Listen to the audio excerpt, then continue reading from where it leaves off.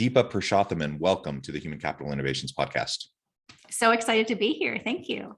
It is great to be with you today. You're joining us on this beautiful Monday morning from the LA area. I'm south of Salt Lake City in Utah.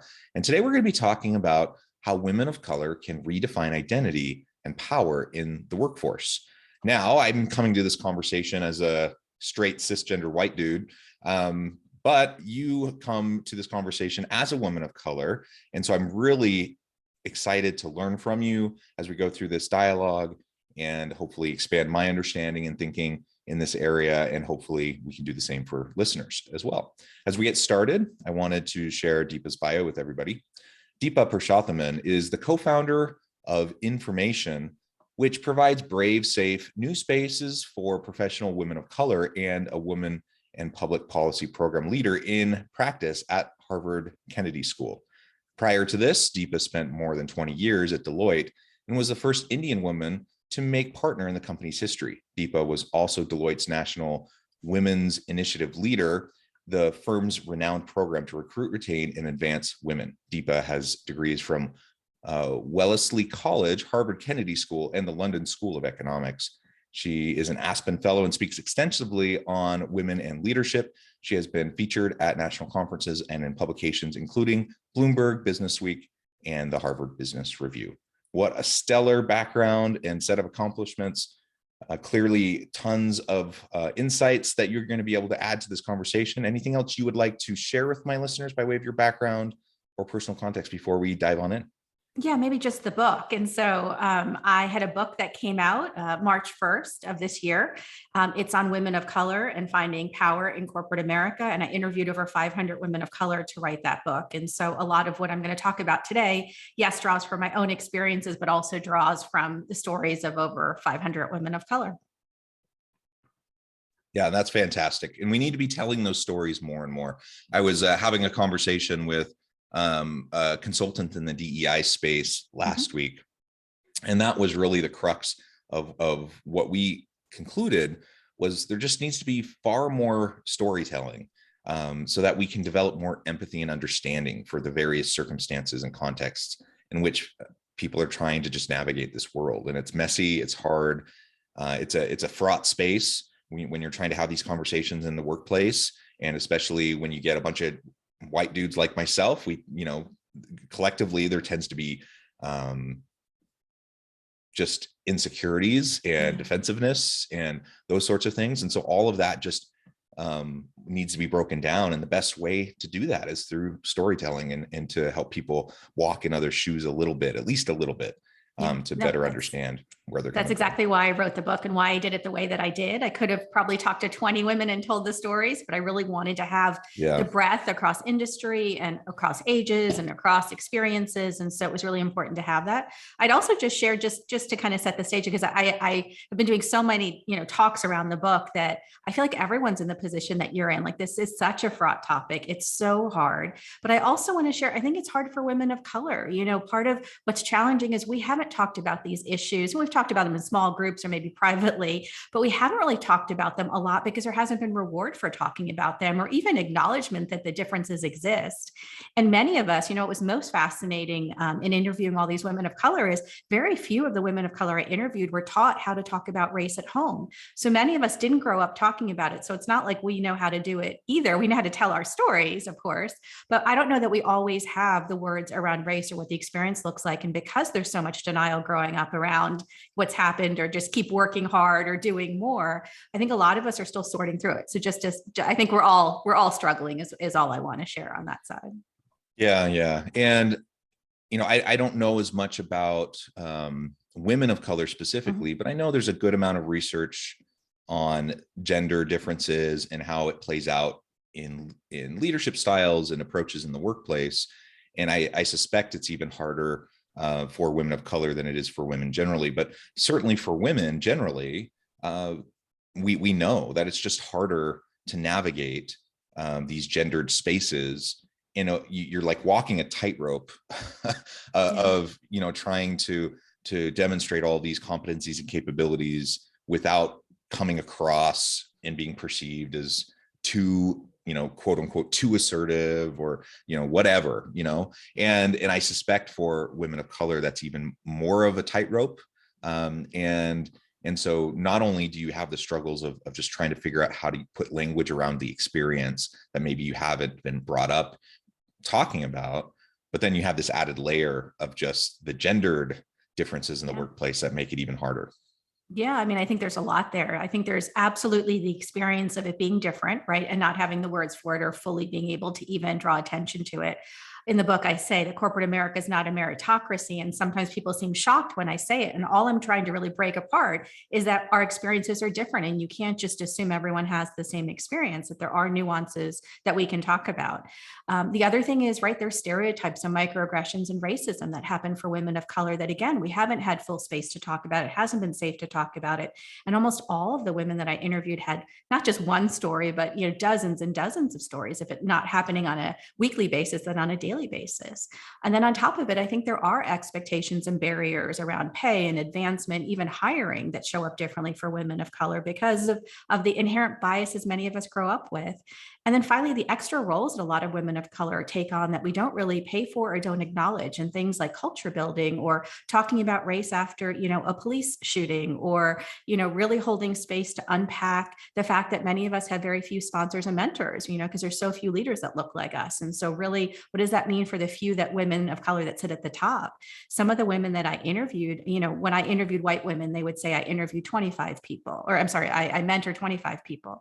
Men would say I mentor a dozen. So we go from a dozen to 25 of it's women. With the women of color, some of them shared with me they were, mentoring over 100, in some cases 200 women of color, because there's not that ratio. There's none of them available.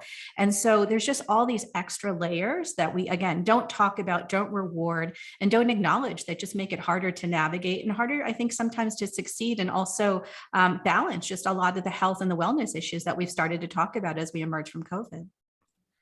Yeah. And I also think, say there's a well-intentioned guy like myself, and I'm in a space and something like the George Floyd incident happens, and there's lots of public outrage and there's dialogue, and you recognize the need to have conversations. What tends to happen is that I immediately turn to the people of color in that kind of a situation. I immediately turn to the people of color to say, can you please help us with this? Yes. And so then it just adds to their burden. And, and on the one hand, I want people to be able to tell their stories. I want to be able to understand and to walk with them and to have greater empathy and compassion and understanding. On the other hand, I can't expect for other marginalized populations and groups of people who have struggled with all sorts of things that maybe I haven't struggled with. I can't expect them to just bear that extra load and burden just to enlighten me and help me understand or feel better, and that's what often happens. So even if I'm super well-intentioned, if I'm not careful, that ends up happening, and it just adds to the load. It adds to the barriers, everything that you just mentioned. Absolutely. And I also think we're in a moment, just to unpack the other side, because I'm talking to a lot of allies who I call co-conspirators. I want people to take action, not just kind of watch as bystanders. I think it's also fraught on, on your side, right? It's fraught because, I tell a story early in the book around airplanes. I interviewed Renee Myers, and she's the VP of inclusion at Netflix. And we were talking, and she started talking about airplanes and how when she was a young mom, she used to really worry about, the luggage during turbulence that might fall on her young children. I jumped in right away because in my Deloitte partner role, I used to travel 3 cities a week. So I was on a plane, putting my luggage up and taking it down 6 times a week. And so here in this 5-minute conversation, she as a young mom was experiencing the airplane, this very small space, very differently. I'm 5'1". So that process of putting my luggage up is something I worry about before I get on the plane. I get very stressed about it. I feel like all eyes are on me, again, in a very small space. And if I'm sitting next to a taller gentleman, 5'10" or taller, he's not even thinking about either of those things. And so again, that meritocracy idea.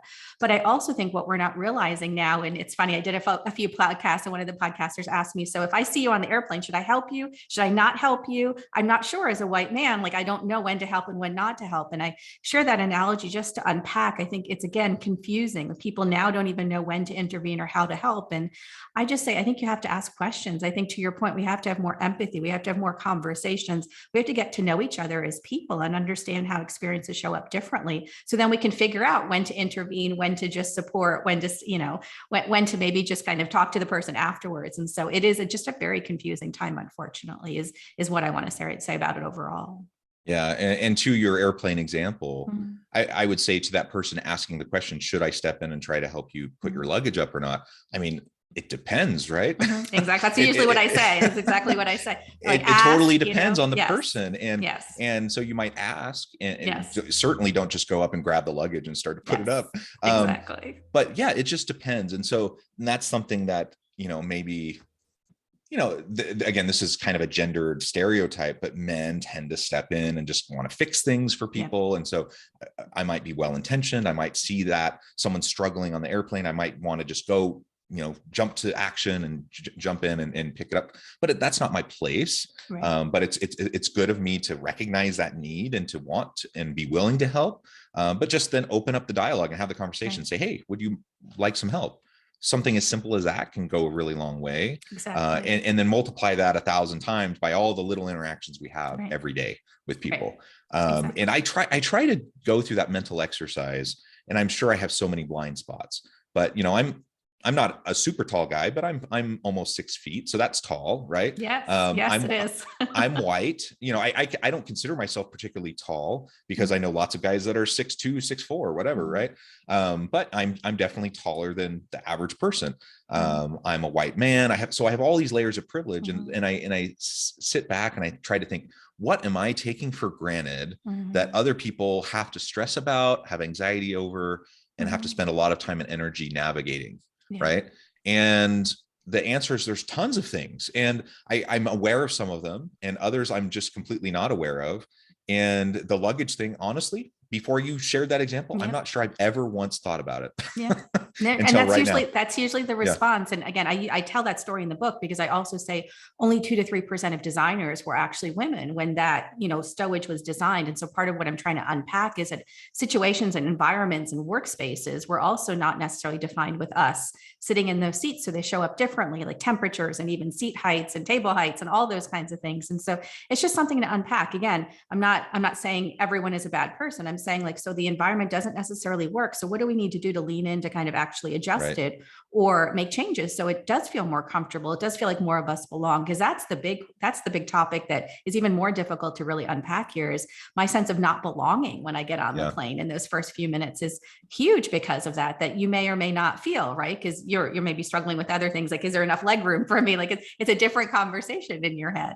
And so just understanding that, I think, is really part of this. And so I think we just need to have more conversations. I think we need to be more open. I think we need to understand, to your point, that a lot of us have struggled through this from childhood. Like, I've never seen anyone on television until the last couple of years that looked like me. None of my teachers looked like me. I grew in a completely white town. I was one of 5 students of color in school. Again, we didn't talk about race at home. So I navigating these spaces, like with incidents happening, comments being said, and not really having the understanding of their tools to realize that's really race and what we've been taught that has less to do with me as a person or me as, my insecurities or my issues or my, like I didn't trigger that. That's really about the other person. And so understanding that, like putting words to that, and then, as an adult, being able to take, responsibility for what's mine and what's not in workplaces, I think is also what this work is about. For women of color, I think a lot of us navigate these spaces and don't feel powerful. And what I'm trying to teach us is that we can set up boundaries. We can say no. We can kind of recognize what's happening to us and find tools so that we feel better in these situations. Not that we're going to solve everything,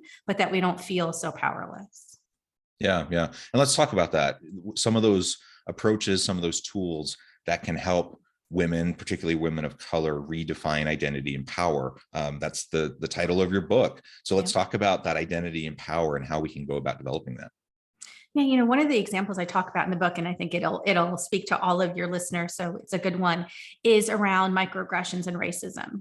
I think that until recently, there was a lot of dialogue that those things don't necessarily happen in the workplace, or a lot of denial. And in the last 24 months, last 2.5 years, there's more recognition that incidents do happen in the workplace. And what I tell women of color is, it's going to happen. It's happened to you. When I say it's going to happen in the next 6 months, most women of color jump in and say it's going to happen in the next 6 days, right? Like it's pretty frequent. And some of the comments are really offensive, and some of the comments are, maybe unintentionally just not appropriate or really uncomfortable. And so I tell women of color, literally practice 3 things that you're going to say, because it's going to happen to you. So when an incident happens, when someone says something like, oh, you speak English so well, where did you learn it? And I was actually born here, right? Or, you're so articulate, I've never met anybody who, is of your race and so articulate. Like, you actually have something that you can say. And so literally write out those three things. But then I also encourage women of color to practice saying them, because sometimes in the moment when those things are said, we are caught flat-footed. We are embarrassed. A lot of the women of color I interviewed feel pain and shame in those situations in a way that is really confusing, because they're not actually doing the saying, right? They're having the incident happen to them. And what I've started to tell, allies, again, who I call co-conspirators, is I want you to practice what to say too. What are the three things you can do when you are in a conference, room, or when you're on Zoom and someone says something that is uncomfortable? You're also allowed to say, can we just unpack that comment? Or can we pause the meeting and just talk about that? Or at the end of the meeting, I would love to come back and really discuss what was just said, because it didn't sit well with me. That can be something that you do. Like, that's the airplane analogy. Do you do something or do you not? You're allowed to ask questions. And so literally writing those things out and practice saying them, so you're also not caught flat-footed, is part of what this work is about. Again, it's in that moment, not feeling powerful, how do you actually take your power back?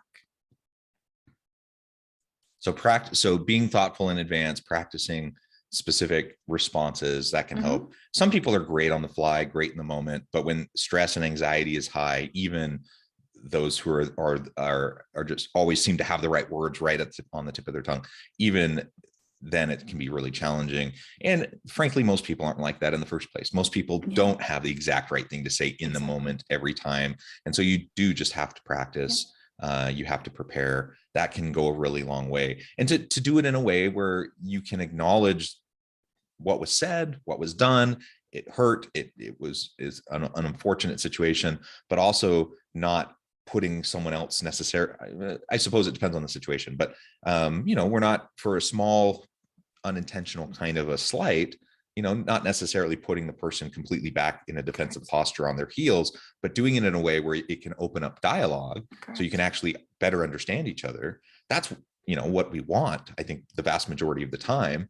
And unless we prepare in advance, it's the likelihood of us saying the exact perfect thing in that moment is pretty darn slim. And so I think that's a really great idea and a great recommendation. Are there other stories from your book that you would like to highlight that really just help to illustrate some of these key points? Yeah, there's one story I tell often because it was so impactful to me. I interviewed a Black woman in the Midwest, and she was part of a large consumer products company. When she joined her company, she knew she was the only Black woman in her department. What she came to find within 6 months is she was the only one in the entire company, and it was a pretty sizable company. And as we were talking about 40 minutes in, she shared with me that she believes she's the only Black person in her entire town, like maybe one of two or three. And again, we were having a pretty intense conversation, and she started to really start crying and really feel the weight of what she was sharing with me. And she said, Deepa, I don't know that I realized until this conversation how much I compensate, or all the things that I do, because I feel responsible for presenting or promoting all Black people in a good way, air quotes around good, right? She couldn't even define what that was for me.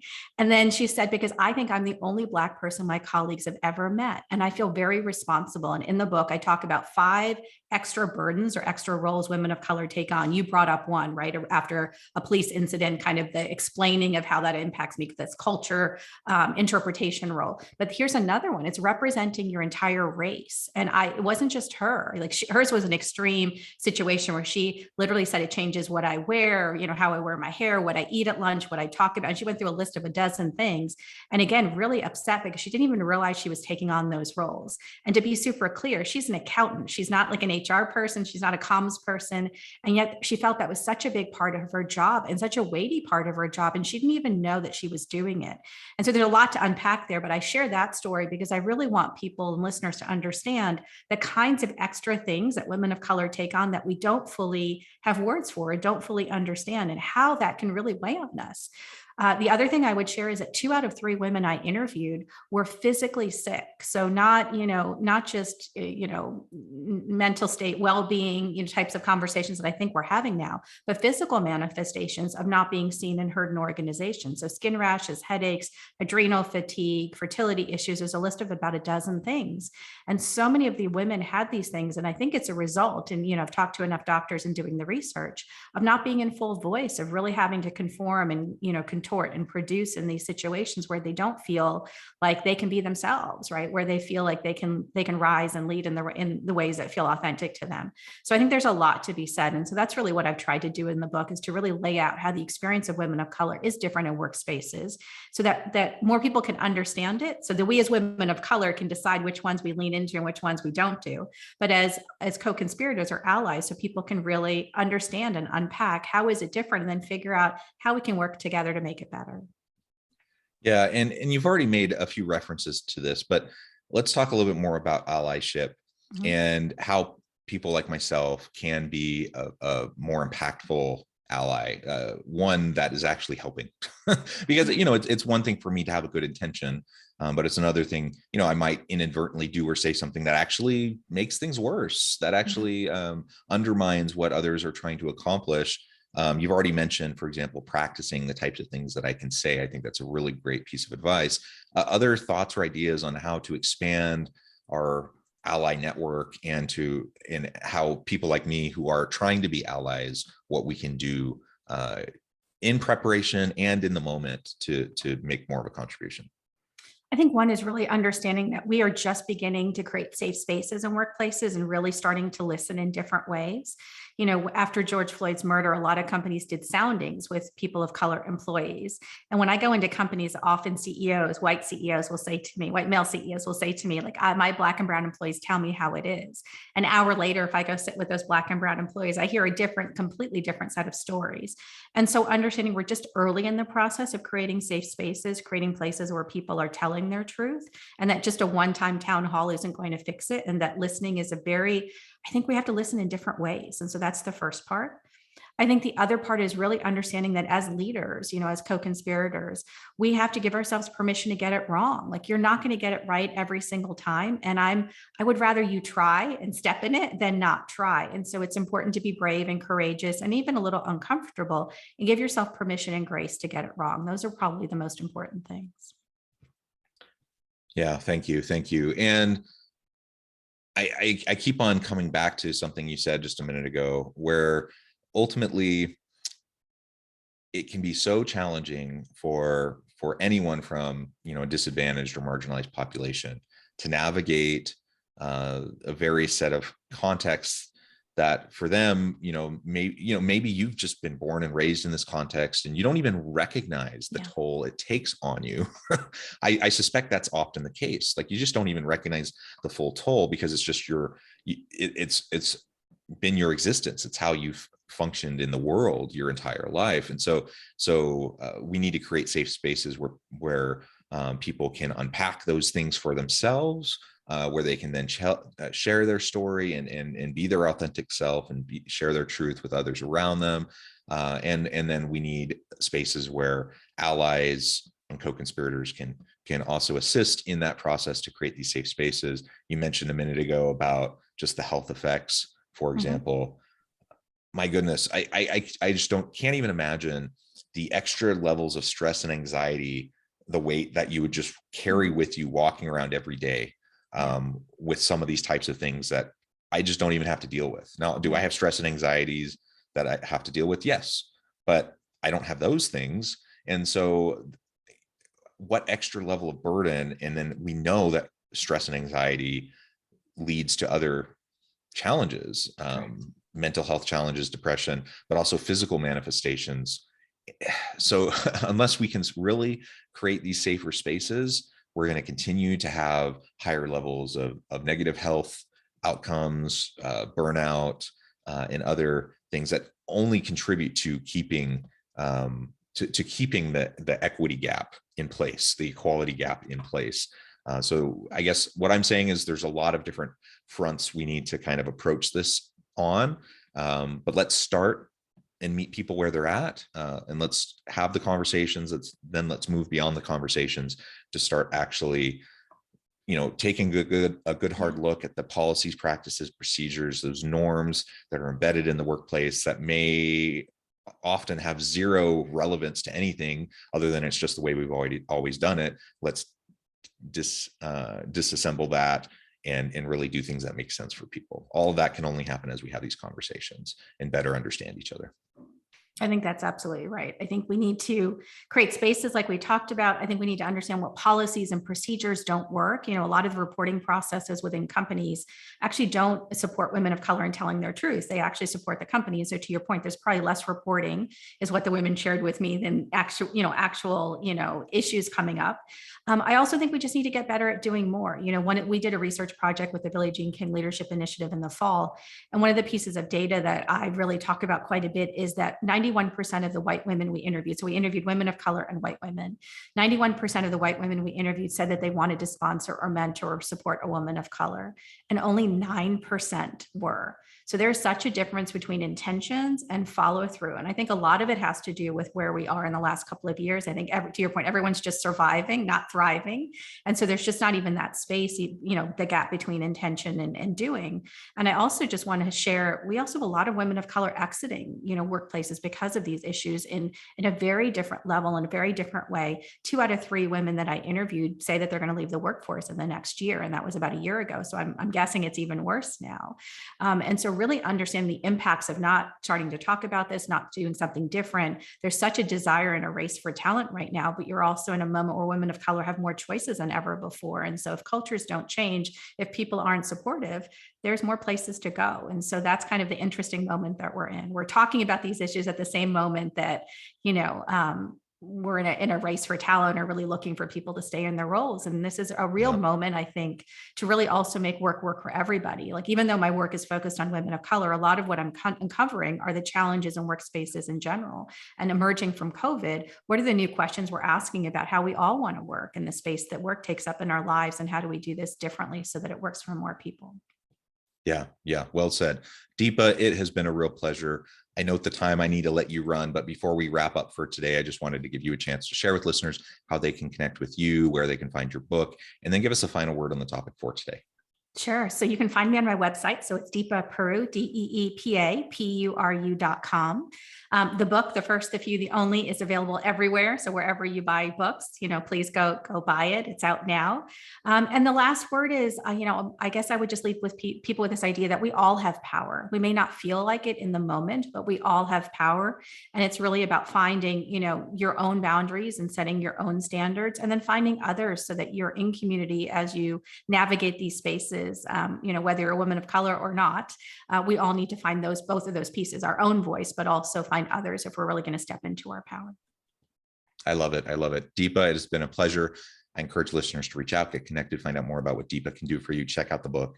And as always, I hope everyone can stay healthy and safe, that you can find meaning and purpose at work each and every day.